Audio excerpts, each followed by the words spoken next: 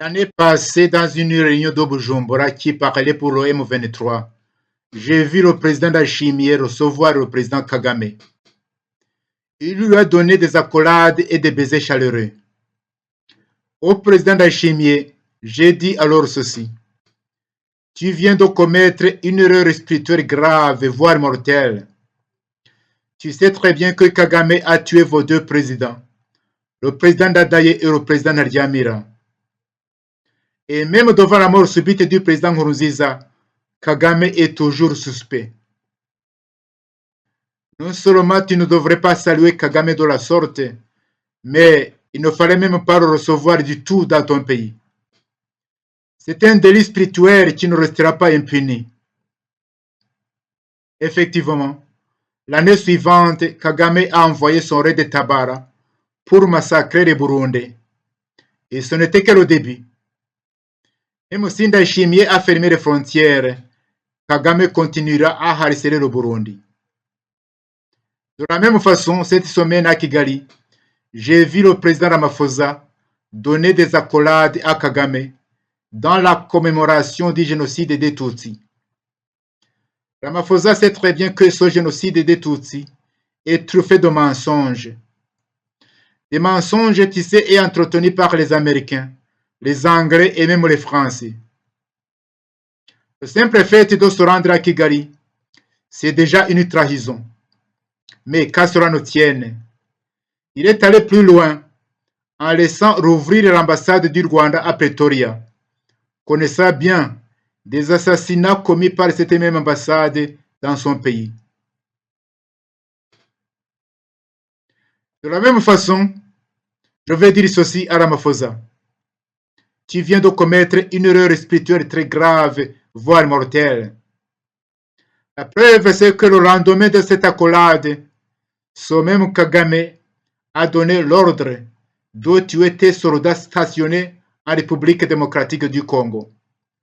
Et ce n'est que le début. Quoi que tu fasses, Kagame continuera de te harceler, toi et ton pays, parce que tu as voulu négocier quelques miettes économiques avec le diable. J'entends les gens dire « Oh, RAMAPHOSA, c'est ce qu'il fait. C'est comme ça dans la diplomatie. » Mon œil. La tragédie de l'Afrique, c'est que leurs dirigeants cachent leurs faiblesses et ignorance spirituelle sous le manteau de la diplomatie.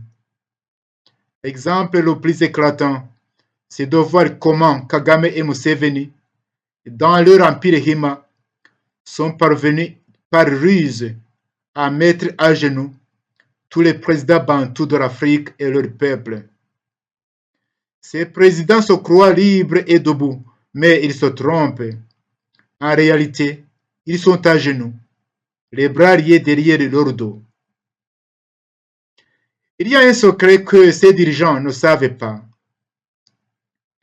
Kagame et ses agents sont des propagandistes inégalables, des criminels hors pair et des corrupteurs irrésistibles. Ils utilisent l'argent des minerais pillés dans la République démocratique du Congo pour corrompre les décideurs nationaux et internationaux. Quand ça ne marche pas avec l'argent, ils envoient leurs jolies filles pour séduire par sexe. Si cela ne marche pas, ils font appel à leurs puissants parrains occidentaux pour exercer des pressions de toutes sortes. Rares sont les dirigeants africains ou occidentaux qui résistent. Comment peux-tu résister à cette armada de séduction, de corruption et d'oppression si tu n'es pas guidé par une force spirituelle puisée dans la foi en Dieu, ce Dieu qui transcende toutes les religions, peu importe ta religion? Et si tu es incapable de résister, comment peux-tu sauver ton peuple? Si tu n'es pas capable de sacrifier tes richesses et tes contrats lucratifs pour sauver la vérité, comment peux-tu sauver ton peuple et l'Afrique? Je t'en prie, ne me demande pas qu'est-ce que c'est la vérité. Si tu ne le sais pas, demande à ton cœur, tu auras la réponse. Un autre exemple que je peux donner est celui du président Tshisekedi. Dans ses premiers jours, tandis qu'il faisait des séductions à Kagame, celui-ci préparait des infiltrations et des attaques. Quand Tshisekedi acceptait sciemment de sacrifier la vérité et la réalité sur l'autel de la diplomatie, c'est à ce moment que son pays allait mal. C'était une punition pour avoir charmé le diable. Au diable, on dit rétro satana. On ne cherche jamais à lui faire plaisir. Et le jour où ce même Tshisekedi s'est levé pour regarder en face Kagame et lui dire tu es un criminel diabolique, et langage qui n'a rien à voir avec la diplomatie, mais qui charrie la force de la vérité, Kagame s'est évanoui, tandis que Tshisekedi encaissait des succès diplomatiques et militaires. Mais regardez aujourd'hui, tandis que son peuple exaspéré pousse Tshisekedi à une action concrète et courageuse, lui, comme dans un jeu de cache-cache, cherche des occasions de charmer les Occidentaux. Et il sait bien que ces mêmes Occidentaux sont hypocrites et ne veulent que le démantèlement du Congo. Si Tshisekedi continue ce jeu de charme aux Occidentaux, comme dans un jeu de cache-cache, la RDC finira par être balkanisée et c'est lui qui emportera la responsabilité à plus de 80%. À force de s'y frotter, on finit par s'y piquer. Il y a des moments critiques de la vie où il est très dangereux, voire mortel, de négocier avec le diable pour lui faire plaisir. Il y a des moments critiques de la vie où il faut résister spirituellement et oser dire rétro satana. Ramaphosa and even Tshisekedi bogged down in the delights and lies of diplomacy. Last year, at a meeting in Bujumbura that spoke for the M23, I saw President Ndayishimiye receive President Kagame. He gave him warm hugs and kisses. To President Ndayishimiye, I then said, "This you have just committed a serious, even fatal spiritual error. You know very well that Kagame killed your two presidents, President Ndadaye and President Ntaryamira. And even in the face of the sudden death of President Nkurunziza, Kagame is still suspect. Not only should you not greet Kagame like that, but you should not even receive him at all in your country. It is a spiritual offence that will not go unpunished." Indeed, the following year, Kagame sent his Red Tabara to massacre the Burundians, and that was only the beginning. Even if Ndayishimiye closed the borders, Kagame will continue to harass Burundi.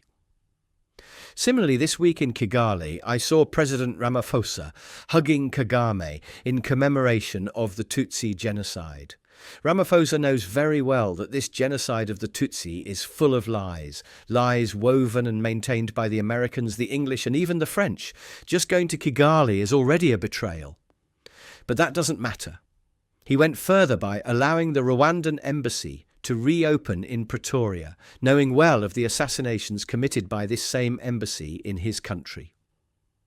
In the same way, I will say this to Ramaphosa: you have just made a very serious, even fatal, spiritual error. The proof is that the day after this hug, this same Kagame gave the order to kill your soldiers stationed in the Democratic Republic of Congo.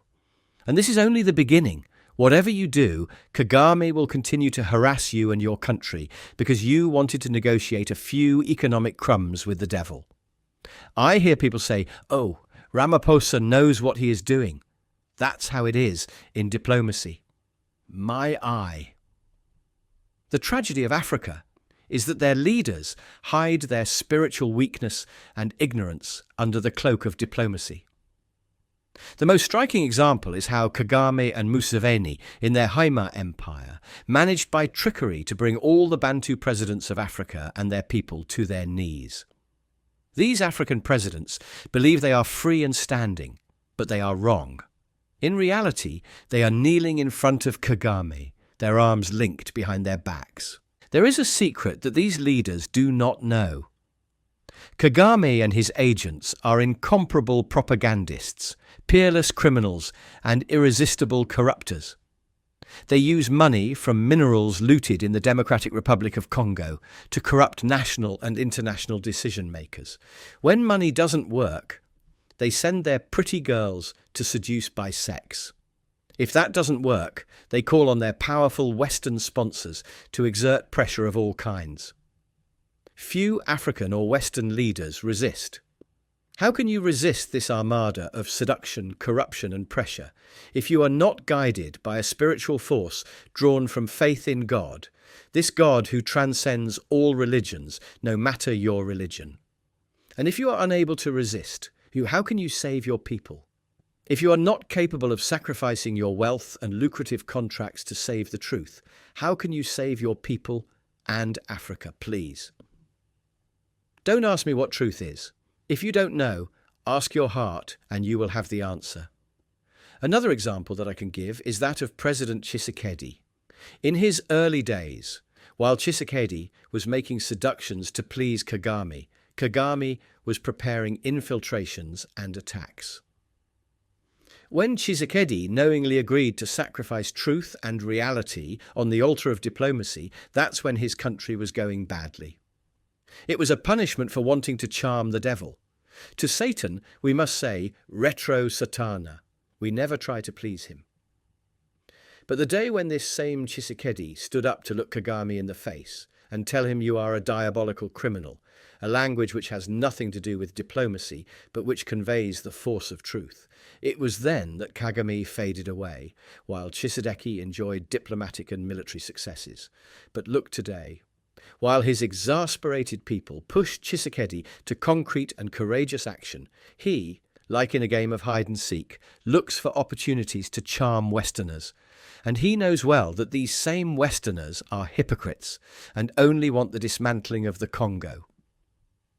If Tshisekedi continues this game of charm to Westerners, like a game of hide-and-seek, the Democratic Republic of Congo will end up being balkanized, and it is he who will bear more than 80% of the responsibility. By rubbing against it, we end up getting bitten by it. There are critical moments in life when it is very dangerous or even deadly to negotiate with the devil to please him. There are very critical moments in life where one must resist spiritually and dare to say retro satana.